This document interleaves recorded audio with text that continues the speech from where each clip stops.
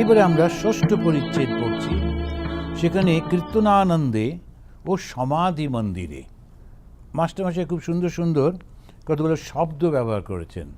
কীর্তনানন্দে, কীর্তনের সঙ্গে আনন্দ, তো কীর্তন করতে করতে যে আনন্দ হচ্ছে। বাংলায় কীর্তন শব্দটার অর্থই হচ্ছে যখন ভগবানের নাম করা হয়, আর সেইটা সুরের সঙ্গে করা হয়, কখনো কখনো নাচও হয়, তাহলে শরীর, মন, বুদ্ধি, চেতনা, এই সমস্ত কিছুটা ওই ভগবানের নামের সঙ্গে যুক্ত হয়ে, আর ওই যে শব্দের এবং সুরের যে মিশ্রণ, তার সঙ্গে খুব সুন্দরভাবে সেটা ব্যক্ত হতে থাকে। এই হচ্ছে কীর্তন। শুধু গান না, গান আর কীর্তনের মধ্যে এইটাই পার্থক্য। অনেক রকমের গান আছে, সে কালুয়াতি গান আছে, ক্লাসিক্যাল গান আছে, নানান রকমের ইউরোপের যে সমস্ত গানগুলো অন্য রকম, ওরাও কিন্তু একই সেই শব্দগুলো, ভাবগুলো সুরের মধ্যে দিয়ে ব্যক্ত করে, এবং সেই সুরটাও আবার ওই সাত রকমের সুর, সেটাই বিভিন্নভাবে ব্যক্ত হয়, সব আছে। কিন্তু এখানেতে আমরা দেখি যখন কীর্তন হচ্ছে, সেই কীর্তনটা প্রথমে ভগবানকে আমি ভালোবাসি, তার নাম করছি, আর তার নামের সঙ্গে সঙ্গে তার গুণগুলো চিন্তা করছি, আর সেই গুণগুলো, তার নাম, তিনি, তার নাম, তার গুণ, সেটাই আমি শব্দ এবং সুরের সঙ্গে ব্যক্ত করছি। আর ব্যক্ত করতে গিয়ে আমার যেমন গানের সঙ্গে আনন্দ হচ্ছে, তেমনি ওই সুরের মধ্যে দিয়ে শরীরটাও সে আনন্দ নিতে চাইছে বলে নৃত্য করছে। সেই নৃত্যতে সে নিজেকে ভুলে যাচ্ছে, তার প্রত্যেকটি পদক্ষেপে তার ওই আনন্দটা একদম প্রকাশিত হচ্ছে। এটা একটা অসাধারণ এই কীর্তন। তো এই কীর্তন যখন করছেন, তখন সে সম্পূর্ণভাবে নিজেকে ভুলে যাচ্ছেন। সেই জন্য বললেন কীর্তন আনন্দ, কীর্তন আনন্দ। তো এই কীর্তন আনন্দের মধ্যে রয়েছেন ঠাকুর, আর সঙ্গে সঙ্গে যার ভাবজি, তার ভাবনা ভাবতে ভাবতে তিনি হয়ে যাচ্ছি। তখন আর শব্দ নেই, তখন আর গান নেই, তখন আর নাচ নেই, তখন স্থির হয়ে শরীরটা রয়েছে। কেননা তখন ওই মনটা তিনটে অবস্থার পারে চলে গেছে, জাগ্রত, স্বপ্ন, সুষুপ্তির পারে চলে গেছে। যখন আমি জাগ্রত অবস্থায় আমি গান করছি, ভগবানের গুণগুলোকে চিন্তা করছি, এবারে সেই চিন্তাটা গভীর হচ্ছে, তখন আমি গান করছি বা করছি সেটা ভুলে গিয়ে আমার মনের মধ্যে ভগবানের ভাবটা খুব গভীর হয়ে রয়েছে। মনে হচ্ছে কৃষ্ণই যেন পাশে রয়েছেন, মনে হচ্ছে আমি এবং আমার আশেপাশে সব বন্ধুরা, তারা যে নাচছি, গান করছি, সেই শব্দটা কানে আসছে, কিন্তু আমি নিজেকে মনে করতে পারছি না। এটা স্বপ্নের অবস্থায় জগতে চলে যাচ্ছি। এটা খুব ভালো লাগছে, ভালো স্বপ্ন। এই করতে করতে হঠাৎ করে মনটা আন্তরে যখন চলে যাচ্ছে, তখন তিনি ওই শব্দ বা অন্যান্য অঙ্গভঙ্গি সব স্থির হয়ে যাচ্ছে। তখন শরীর নেই, তখন মন নেই, তখন শুধু চেতনাটা ওই চৈতন্যের মধ্যে মিলিত হয়েছে, আর তার ফল হচ্ছে অসাধারণ আনন্দ। আর সেই আনন্দটা ভেতরে অনুভব হচ্ছে, বাইরের লোকেরা দেখছে যে মানুষটা কাঠের পুতুলের মতো দাঁড়িয়ে আছে। এই হচ্ছে সেই সমাধি। এই দুটোই একই সঙ্গে ভগবানের শ্রীরামকৃষ্ণের মধ্যে দেখতে পাচ্ছেন। তাই মাস্টারমশাই লিখছেন, ভক্তরা এই অবতার তত্ত্ব অবাক হইয়া শুনিতেছেন। কেউ কেউ ভাবিতেছেন কি আশ্চর্য, বেদ উক্ত অখণ্ড সচ্চিদানন্দ, যাকে বেদে বাক্য মনের অতীত বলেছে, সেই পুরুষ আমাদের সামনে মানুষ হয়ে আছেন। ঠাকুর শ্রীরামকৃষ্ণ যে কালে বলেছেন, সেকালে অবশ্যই হইবে। যদি তা না হইত, তাহা হইলে রাম রাম করিয়া এই মহাপুরুষ কেন সমাধি হইবে? ইনি নিশ্চয়ই হৃৎপদ্মে রাম রূপ দর্শন করিতেছিলেন। এই যে ভক্ত বলে যে বলা হলো, এটা কিন্তু আসলে মাস্টারমশাই নিজেই বলছেন। তা মাস্টারমশাই নিজেকে লুকিয়ে করতেন, তো সেজন্য এই চিন্তাগুলো মাস্টারমশাই নিজের চিন্তা এবং খুব উচ্চ ধরনের চিন্তা।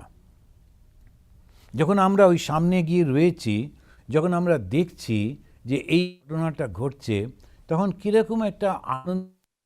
তো সেইটা মাস্টারমশাই, তার মনটাও অনেক শুদ্ধ ছিল, তার পড়াশুনোর জন্যে, তার নিজের পূর্ব সংস্কারের জন্যে উনি চৈতন্য মহাপ্রভু দলে ছিলেন গত জন্মে, পূর্বজন্মে। সুতরাং সেই সব সংস্কারের ফলে তার মন খুব শুদ্ধ ছিল, তিনি এটা খুব ভালো বুঝতে পারতেন। দেখিতে দেখিতে কোন্নগর হইতে ভক্তরা খোল করতাল লইয়া সংকীর্তন করিতে করিতে বাগানে আসিয়া উপস্থিত হইলেন। মনমোহন, নবাই ও অন্যান্য অনেকে নাম সংকীর্তন করিতে করিতে ঠাকুরের কাছে সেই উত্তর পূর্ব বারান্দায় উপস্থিত হইলেন। এখন কোন্নগর খুব একটা বেশি দূরে না, সেখানে একটা ভক্তদের দল তারা আসছে ওখান থেকে। তারা এসে হয়তো নৌকো করে এসছে বা কোনোভাবে এসেছে, সেই বর্ণনা মাস্টারমশাই দিলেন না। কিন্তু তারা ঠাকুরের ঘরের একটু আগেই দলবদ্ধভাবে কীর্তন করছে, করে সেই নাচতে নাচতে তারা ঠাকুরের কাছে আসছে। ঠাকুরের ওই যে বড় বারান্দাটা, সেখানে এসে সবাই উপস্থিত হয়েছে। এবং কয়েকজন বিশেষ ভক্ত যারা ঠাকুরের কাছে খুব আসেন, যেমন মনমোহন, নবাই ইত্যাদি, তারাও তার সঙ্গে যোগ দিয়েছেন। ঠাকুরের উত্তর পূর্ব বারান্দায় উপস্থিত। ঠাকুর শ্রীরামকৃষ্ণ প্রেমোন্মত্ত হইয়া তাহাদের সহিত সংকীর্তন করিতেছেন। এখন ঠাকুরের জন্মদিন পালন করা হচ্ছে বা এরকম একটা কিছু, তো ঠাকুর শ্রীরামকৃষ্ণদেব খুব আনন্দ করে উৎসাহ দিচ্ছেন জন্মদিন পালন করতে। কিন্তু এই জন্মদিন পালন মানে ওই কেক কাটা কিংবা একটু পায়েস খাওয়া আর নিজেদের মধ্যে গল্প করা, হাসি, সেটা নয়। পরিপূর্ণভাবে, যেহেতু ভগবান তিনি তার কথাগুলো বলছেন, একেবারে প্রত্যেকের মন নিয়ে চলে যাচ্ছেন সেই এক উচ্চ অবস্থায়। তো মানুষের মনটাকে নিয়েই তো সব কিছু। যখন মানুষের মন উচ্চ চিন্তা করে, তখন সে ভগবানের কাছে পৌঁছে যায়। আবার সেই মনটাই যখন এই শরীরটার ভাবনা করে, এই শরীরটার চিন্তা করে, তখন সে আবার বদ্ধ হয়ে যায়। দেবতার অসুরের মধ্যে এইটুকুই পার্থক্য।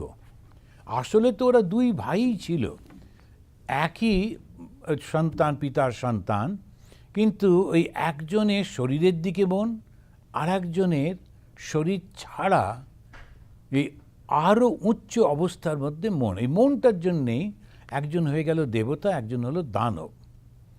আমরা যারা মানব বলা হচ্ছে, আমরা এই দুটোর মাঝামাঝি জায়গায়। তা আমাদের মনের মধ্যেও সেই দেবত্ব প্রকাশ করবার, দেবত্বে পৌঁছাবার ইচ্ছা রয়েছে, আবার সঙ্গে সঙ্গে ওই দানব বা এই শরীর ভোগেরও ইচ্ছা রয়েছে। তো এই দুটো টানাপোড়েনের মধ্যে আমরা আছি। তা গুরু কি করেন? তিনি এসে আমাদের খুব পরিষ্কার করে, সুন্দর করে, বারবার করে বুঝিয়ে দেন যে তুমি চাইছো তো আনন্দ, তো সেই আনন্দটা শরীর থেকে কতটুকু পাবে? একটু ভোগ করতে না করতেই ওই শরীর জীর্ণ হয়ে যাবে। তারপরে তো নানান অসুখ বিসুখ, নানান কষ্ট, সামাজিক সমস্যা, শুধু কষ্ট আর কষ্ট। তুমি শুধু মনে করছো যে তুমি খুব আনন্দ করছো, তা কিন্তু না। সুতরাং তুমি ঈশ্বরের দিকে মন দাও, ভগবানের দিকে মন দাও। আর যিনি আনন্দের স্বরূপ, আনন্দের সাগর, সেখানে গেলে তোমার ওই আনন্দ কখনো শেষ হবে না, সেইটার দিকে। এইটা ঈশ্বর লাভ আর সংসারের মধ্যে এইটুকুই শুধু পার্থক্য রয়েছে। তো কোন্নগর থেকে ওরা এসেছেন, এসে খুব নৃত্য করছেন, আনন্দ করছেন। ঠাকুরও ওদের মধ্যে খুব আনন্দে মেতে গেলেন। নৃত্য করিতে করিতে মাঝে মাঝে সমাধি। এখন এই যে বলছিলাম, যখন প্রথমে একটা গান করছি, তা গানটার কথা আর সুরগুলো খুব ভালো লাগছে, তখন আমার মনটা ওইটা আনন্দ করছে, আমার জিহ্বা, আমার স্বর, সেগুলো সব মধ্যে রয়েছে।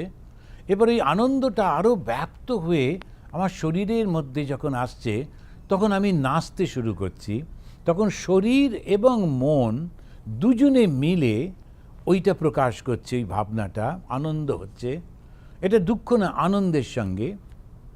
তারপরে এমন একটা অবস্থায় আসছে যখন শরীর মন ছাড়িয়ে আনন্দটা সত্যি সত্যি আনন্দের মধ্যে পৌঁছে যাচ্ছে।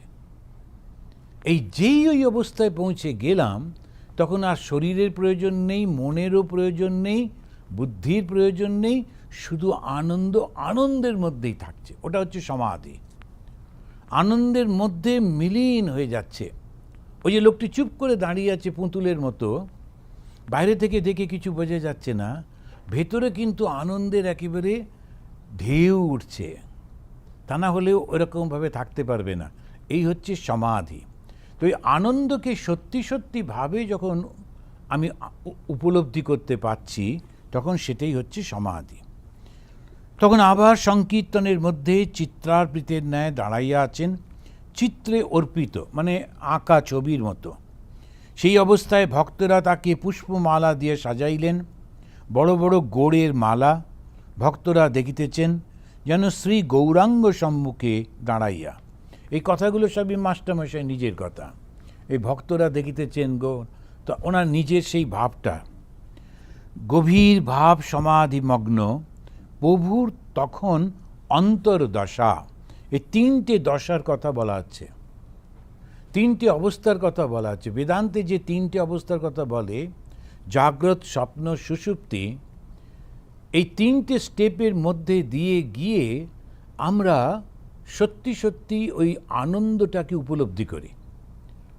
এরকম আছে, কেউ বলে দিল, আমরা প্রথম দিকে বিশ্বাস করতে বলা হয়, কিন্তু আমরা নিজেরা বিচার করেও ওইটার মধ্যে যেতে পারি। এই নয় যে বলেছে, বইতে বলেছে সুতরাং মানতেই হবে, তা কিন্তু কখনো হিন্দু ধর্মে বলে না। সবসময় জিজ্ঞাসা করতে বলে, প্রশ্ন করতে বলে, নিজে অনুভূতি মধ্যে দিয়ে যেতে বলে। এটা একটা অদ্ভুত এই হিন্দু ধর্ম। অনেক সময় আমরা বুঝতে পারি না এর এই উদার ভাবটা। এই উদার ভাবটা চলে গেলে হিন্দু ধর্মের আর কিছুই থাকবে না। এখানে এই স্বাধীনতাটা পরিপূর্ণ রয়েছে। কথাটা বলা হলো, তোমাকে যে মানতেই হবে তা না, তুমি বিচার করে দেখো। তিনটেই তো অবস্থা, বেশি তো নেই। আর এই তিনটে অবস্থা একটা মানুষের জীবনে বারবার আসছে, রোজ আসছে।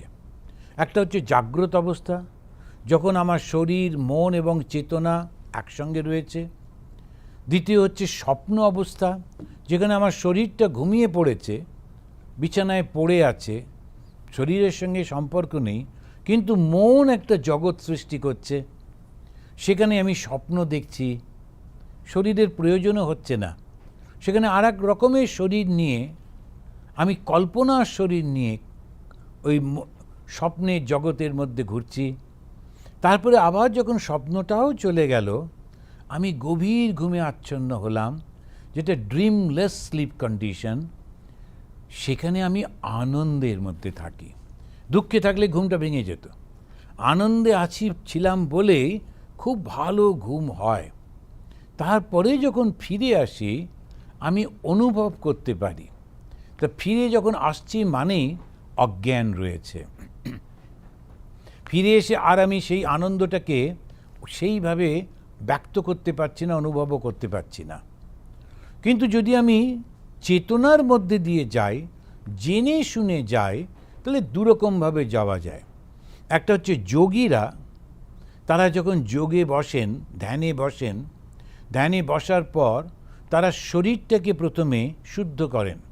তো আমার এই যে শরীর, এটা শুধুমাত্র হাড় মাংস দিয়ে নয়, এর মধ্যে আত্মা রয়েছেন, চেতনা রয়েছেন। তখন তারা মনের মধ্যে একটা পদ্ম ফুলের উপরে তার ইষ্ট দেবতা বা দেবীকে দর্শন করতে থাকেন। এটা আমরা স্বপ্নের জগতে চলে যাচ্ছি। ধ্যান করছি, কিন্তু মনটাকে জগৎ থেকে উঠিয়ে নিয়ে প্রত্যাহার চলে গেলাম। সেখানে গিয়ে আমি আমার দেবীকে, দেবতাকে ভোগ নিবেদন করছি, ধূপ জ্বালাচ্ছি, কীর্তন করছি, গান করছি। আস্তে আস্তে আমি ভুলেই গেছি যে আমি বসে আছি। আমার মনে হচ্ছে আমি সেই ভগবানের কাছে রয়েছি এবং তাকে খাওয়াচ্ছি, তার মালা পরিয়ে দিচ্ছি। দেখুন কল্পনাটা কত গভীরে চলে গেছে। লোকে হয়তো বলবে কল্পনা কেন করব?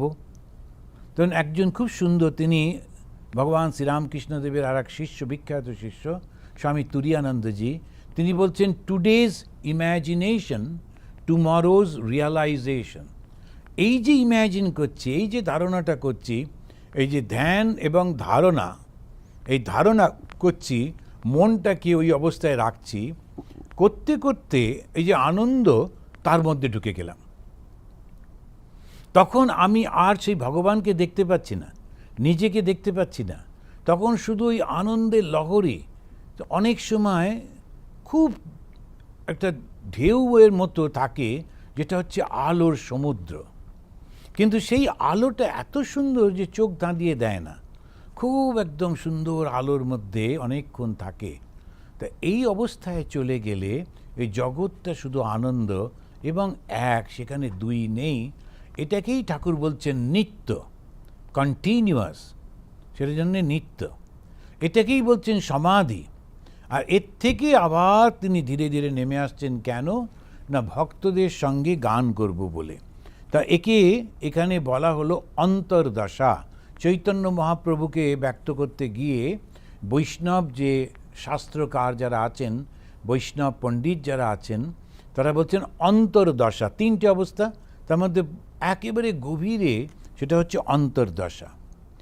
এরপরে ধীরে ধীরে তার মধ্যে চেতনা আসছে, তখন তিনি গান করছেন, কথা বলছেন, তখন হচ্ছে অর্ধবাহ্য দশা।